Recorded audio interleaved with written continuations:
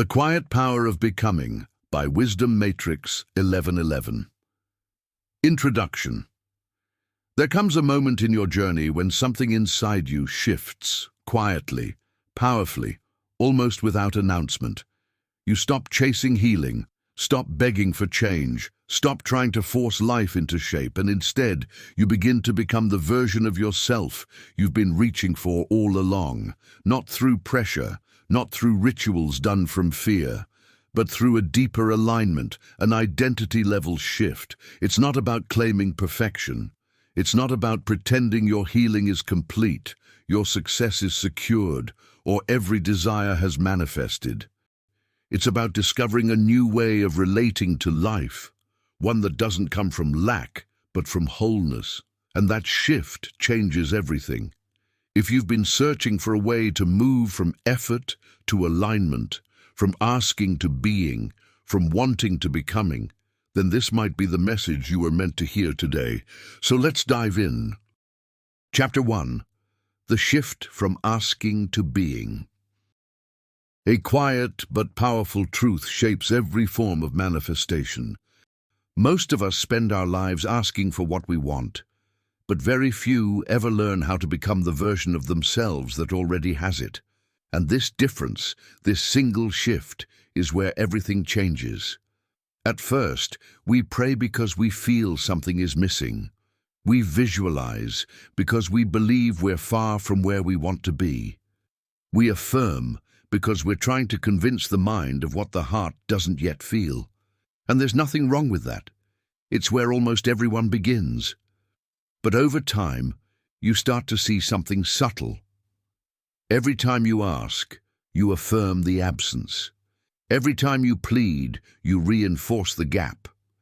Every time you beg the universe for healing, abundance, or clarity, you're unintentionally broadcasting the vibration of not yet.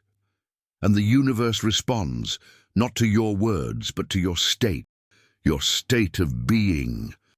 The real transformation begins when you shift from prayer as a request to prayer as alignment, from I want this to I am this, from please heal me to I walk as the healed one, from I hope abundance finds me to I live in the identity of someone who already has more than enough.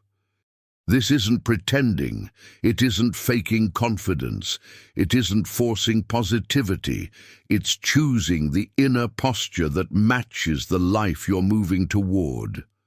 Because at a certain point, you realize the version of you who is healed thinks differently, moves differently, feels differently, responds differently, and lives in a completely different inner atmosphere. When you begin to inhabit that version of yourself, even for a few minutes a day, your nervous system starts to adapt, your mind begins to reorganize, and your energy shifts into coherence. And here's the part most people overlook. You don't have to magically become this state on command. You gently train yourself into it. This is why practices like affirmation, visualization, inner conversation, and gratitude are so powerful. They are not meant to manifest something out there. They're tools to help you enter the identity you've chosen. Every time you affirm, imagine, or feel the reality you desire, you're teaching your body and subconscious, this is who I am now.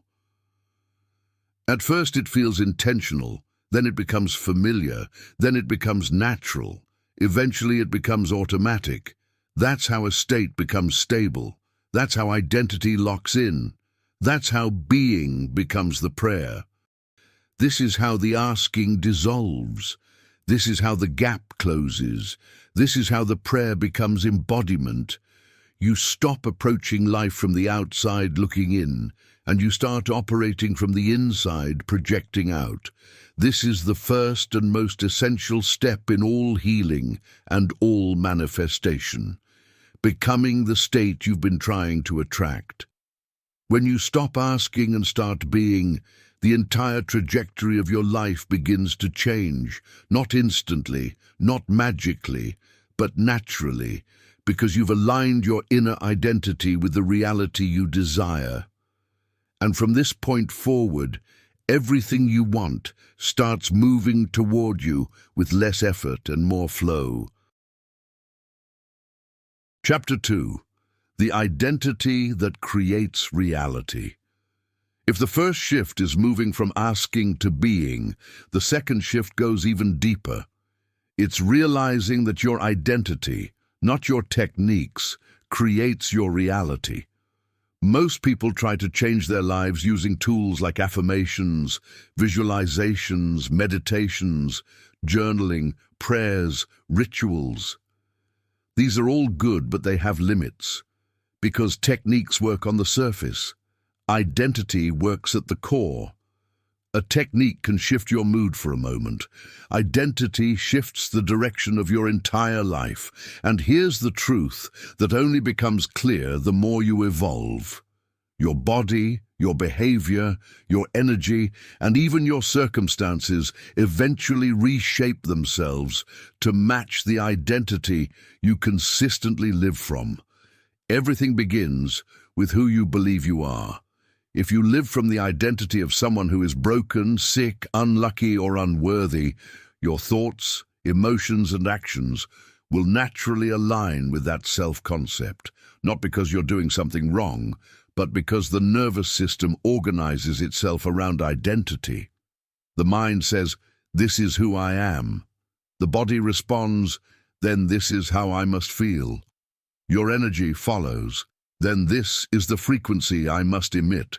Your behavior follows, "Then these are the choices I must make." And reality mirrors it back. "Then this is your world." Identity is the root. Everything else is an echo. When the identity changes, everything reorganizes. Now here's the beautiful part. When you shift your identity, even slightly, everything begins to rearrange itself around the new blueprint.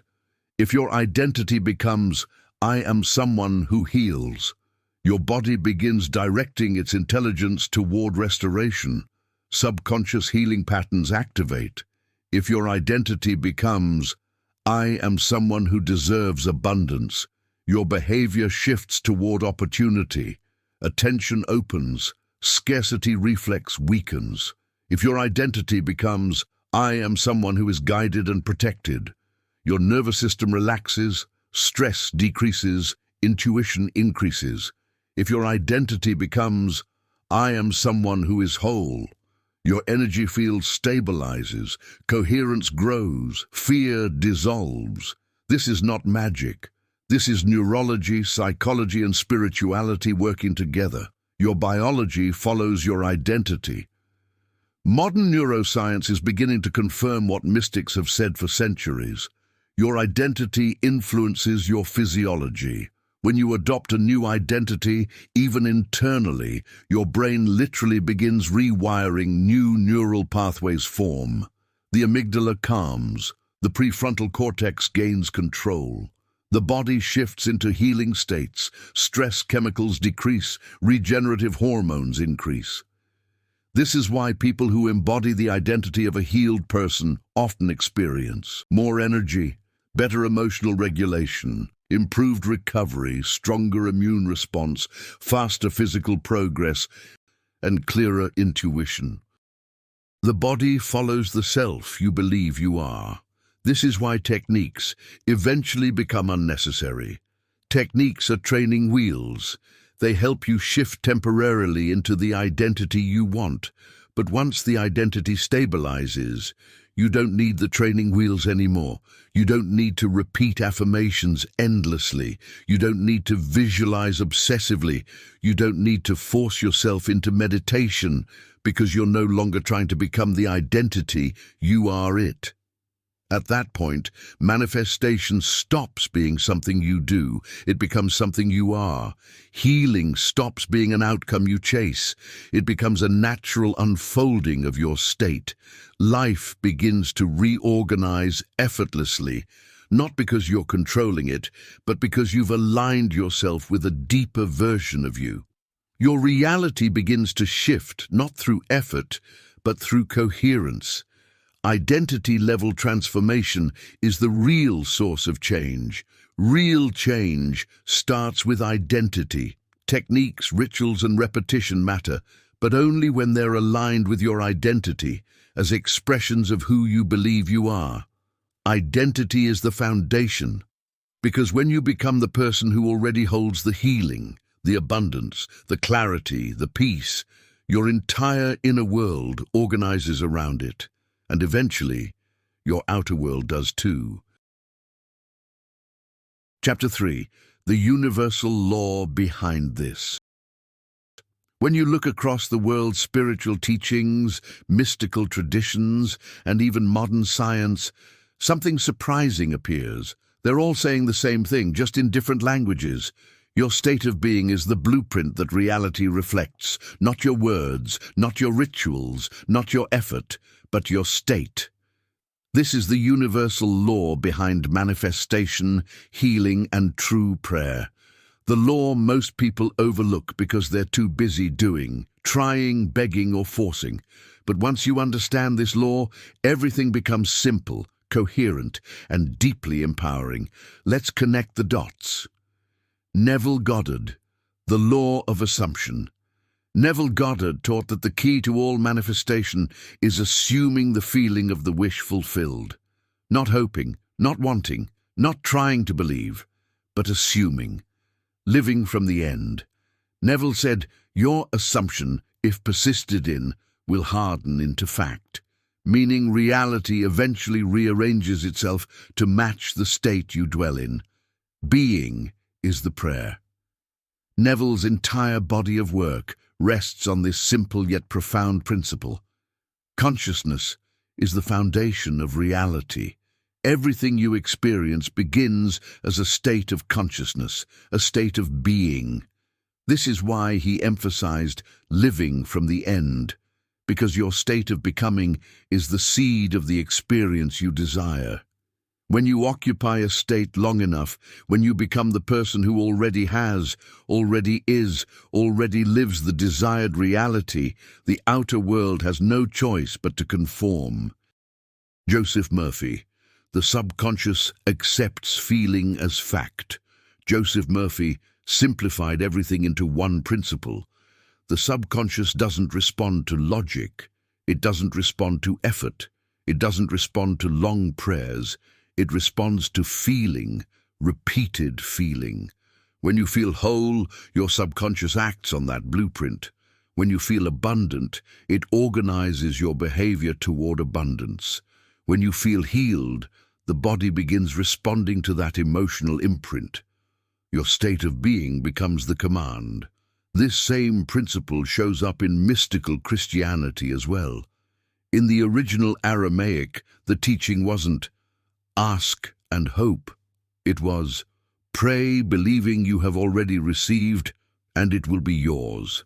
Not believing it will come, but believing it has already come. Again, identity before evidence. It's the same principle wrapped in sacred language. Embodiment comes first. Manifestation follows. And in Taoism, this same truth is expressed beautifully through Wu Wei, effortless alignment. Taoism teaches that the highest form of action is non-force. You don't chase, you flow. Wu Wei does not mean passivity. It means alignment. It means acting from the state where no inner resistance exists, when you're being the healed or abundant version of yourself, without grasping, without fear, without forcing. You flow with life instead of fighting it. Your identity aligns with your state of being. Your energy aligns with your state of being. Your actions align with your state of being. And eventually, your reality aligns with your state of being. Effortless manifestation is simply manifestation that is coherent with your state of being. This same principle appears again in Advaita Vedanta. Advaita Vedanta is one of India's ancient non-dual spiritual philosophies. Advaita means not two, pointing to the idea that the self and the ultimate reality are not separate. In Advaita, everything begins with your sense of I. Before any story, desire, fear, or identity, there is the simple awareness, I am. This is the pure state of being, the foundation upon which all experience rests. Advaita teaches, you don't become something. You realize what you already are. When you rest in the pure I am state, you are aligned with your deepest truth. From that inner alignment, thought, emotion, intention, and even the physical world begin to organize accordingly. This is the same principle expressed in a more subtle, profound language. Being comes first. Reality follows. Even modern science points to the same principle. In quantum consciousness, there is a phenomenon known as the observer effect. The observer influences what is observed, not through force, not through effort, but through state. This doesn't mean thoughts magically create reality. It means your consciousness interacts with the world more deeply than we once assumed. Your emotional state, your expectation, your inner picture, your identity, all subtly shape your physical experience. It's not fantasy. It's physics meeting spirituality at the same crossroads. So in essence, different words, same truth. Neville called it assumption, Murphy called it subconscious acceptance, Christ called it receiving before seeing, Taoism calls it alignment without force, Advaita calls it the I am, and quantum theory calls it observer-created reality. But beneath all of them is one universal principle. The state you embody becomes the script your reality follows. This is the law behind all healing, all breakthroughs, all transformation. Not wishing, not begging, not trying, but being.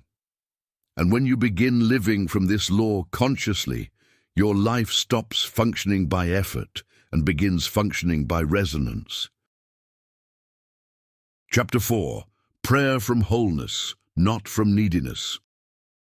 A true spiritual shift happens when prayer stops being a request and becomes a state of being, when prayer starts feeling like a recognition of what already lives within you, a recognition of what you're becoming, of the state you've chosen to embody. Most people pray from need, from fear, from lack, from the belief that something is missing and must be supplied from the outside. And there's nothing wrong with that. It's where almost everyone starts. But the prayer that truly transforms your life is different. It rises from a place of inner fullness, not inner emptiness. It comes from a state of wholeness, not a state of seeking. When prayer comes from need, the energy behind it comes from lack or fear, and it sounds like, please, fix this. Please, give me what I lack. Please, take away what I fear. It's sincere, but vibrationally, it reinforces the very state you're trying to escape.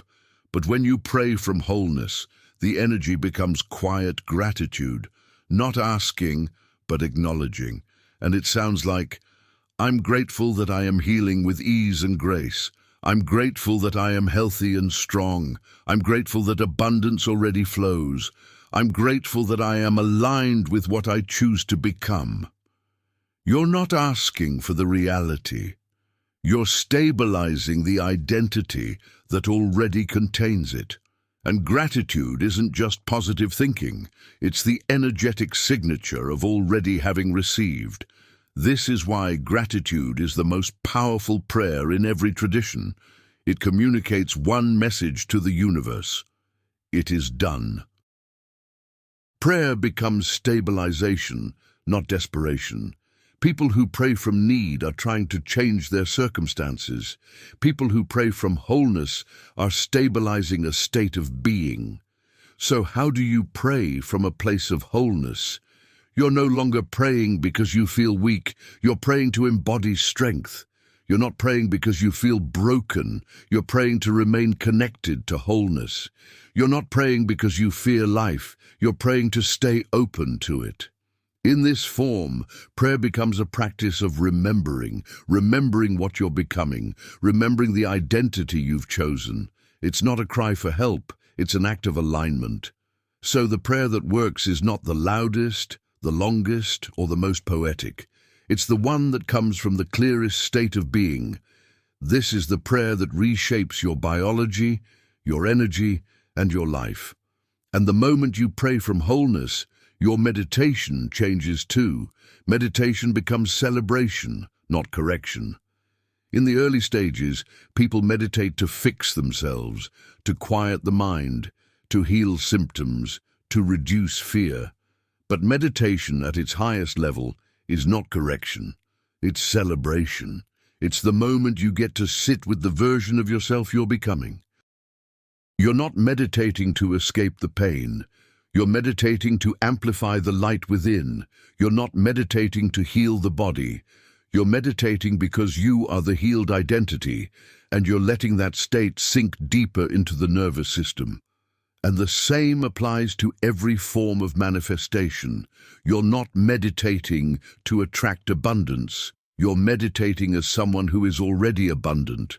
You're not meditating to fix your life. You're meditating as the version of you who is already aligned. You're not meditating to call something in.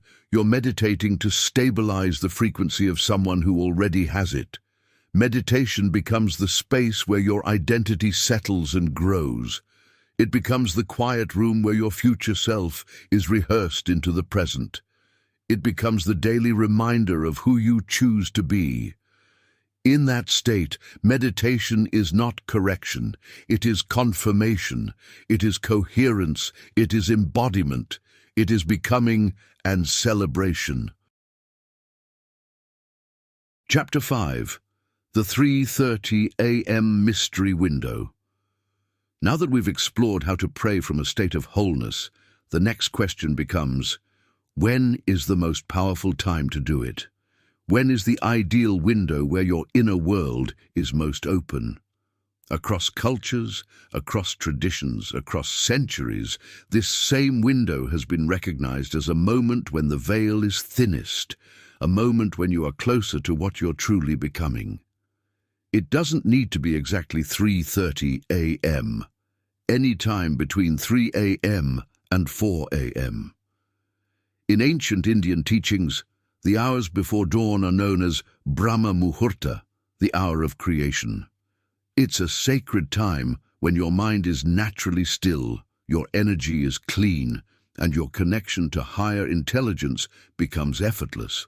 This is the hour when sages meditated, when poets wrote, when mystics received insight, not because they forced it, but because reality itself was different. In Sikh tradition, a spiritual path that originated in the 15th century northern India, this same window is called Amrit Vela, the nectar time, a moment drenched in spiritual sweetness. At 3:30 a.m., distractions dissolve. Thoughts loosen, the world hasn't yet woken up, and the noise of human intention hasn't flooded the energetic field. You're suspended between two worlds, the physical world and the unseen realm from which all form flows. Scientifically, this time sits inside what many call the theta window. Theta is the brainwave state of deep calm, expanded imagination, subconscious access, and heightened intuition. It's the state between dreaming and waking, the state where you bypass the analytical mind and speak directly to the blueprint of your reality. At 3:30 a.m., your brain naturally drifts through this state. Your defenses are down. Your ego loosens its grip. You become receptive when the ego is quiet and the subconscious is open. During the day, your ego is constantly active. Do this, fix that, worry here, plan there. But at 3:30 a.m., the ego sleeps before you wake. This creates a rare opening. Your subconscious, the part of you that actually shapes beliefs, behaviors, identity, becomes transparent and available. You can imprint new possibilities with little resistance. It's like slipping past a guard who's finally left his post. A thinner energetic field, a heightened clarity.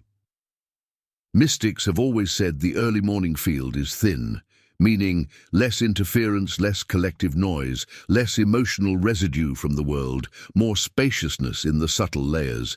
It's almost as if reality is rebooting, and for a brief moment you can see the code. Your intuition sharpens.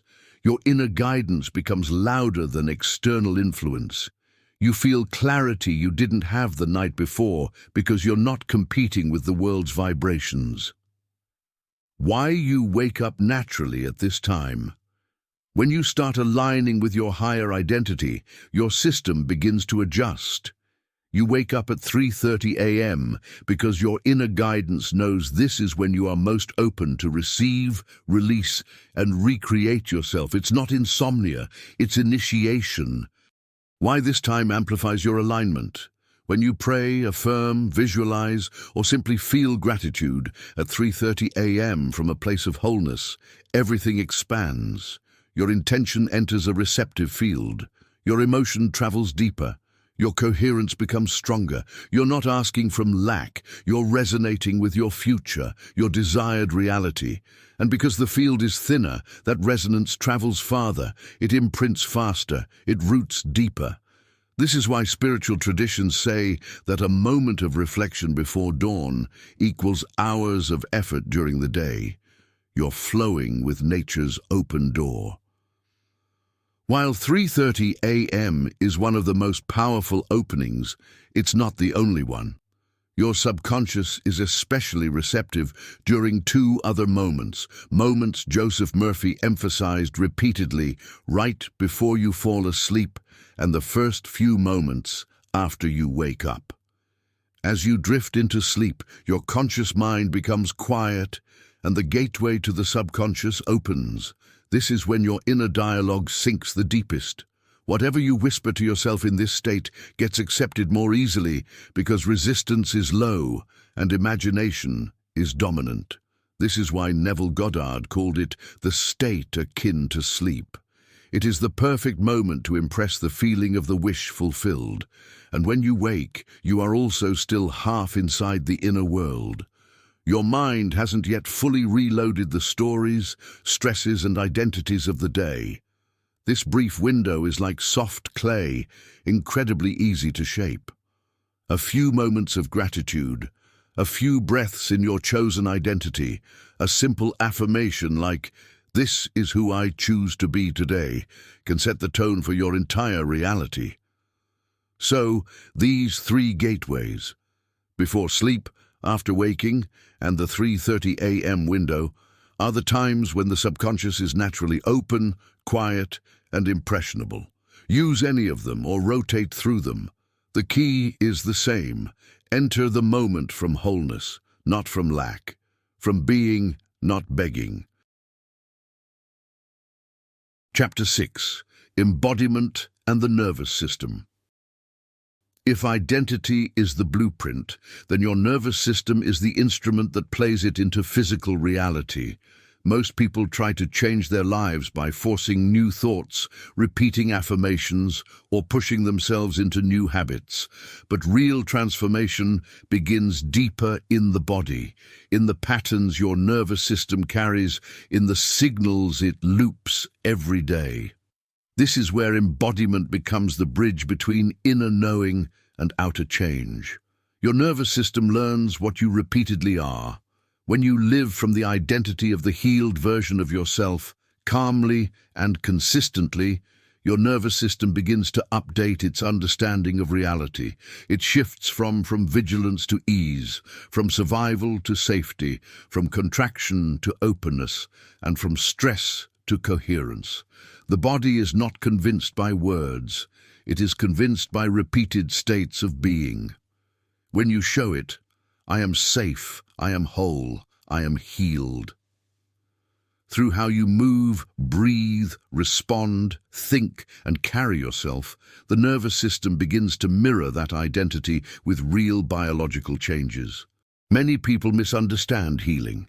They think that any discomfort or symptom means failure, that when an old emotion resurfaces, they've somehow lost alignment. But in embodied transformation, symptoms often mean the exact opposite.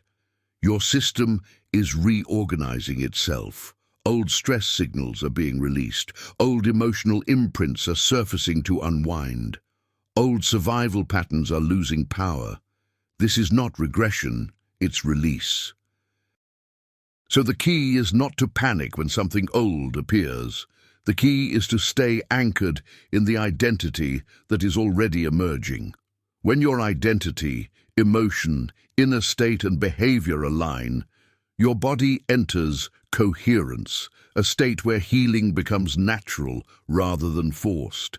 In coherence, the heart sends harmonious signals, the brain calms into synchronized rhythms, inflammation decreases, repair mechanisms activate, hormones balance, energy becomes smooth, not chaotic. This is why the healed identity matters so much. Your biology follows your state of being. Healing isn't about forcing the body or mind to catch up with some ideal. It's about embodying who you already are. The body, the mind, and your energy simply respond to the state of your being. When old emotions resurface or old patterns loosen their grip, it isn't a setback. It's the natural process of alignment. What rises to the surface is not failure, but the final traces of patterns dissolving. Remember, techniques can help you shift your state for a moment, but identity creates a state that persists. When the body senses that your identity is stable, not fluctuating, not hoping, not doubting, it reorganizes itself around that stability.